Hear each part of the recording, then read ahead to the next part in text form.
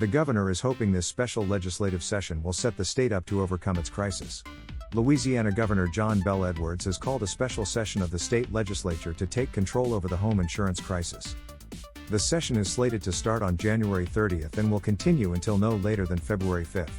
The governor's move aligns with Insurance Commissioner Jim Dinellen's statement made to a key legislative committee last Friday, when he said that a special session will be critical to overcoming the property and home insurance crisis in the state. He pointed out that in 2020 through 2022, 8 insurers failed, and several others withdrew from writing policies in the state. This was following a series of major catastrophic hurricanes that slammed the state in 2020 and 2021. Dinellen is calling for the legislature to create a new fund into which it will pour a minimum of $45 million. This fund will be designed to draw insurers to Louisiana and provide them adequate time to establish reinsurance coverage for themselves before hurricane season begins again on June 1st. The governor as well as the State House and Senate agreed to hold the home insurance special session.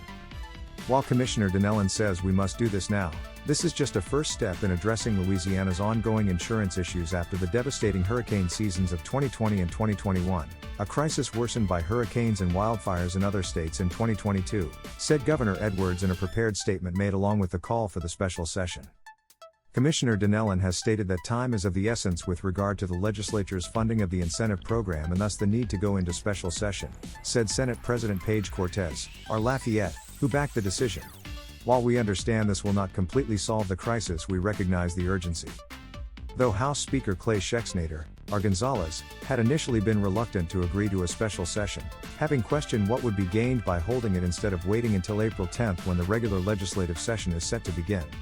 That said, Schexnayder has since decided that there isn't any doubt that the state is facing a crisis and it must be handled sooner rather than later.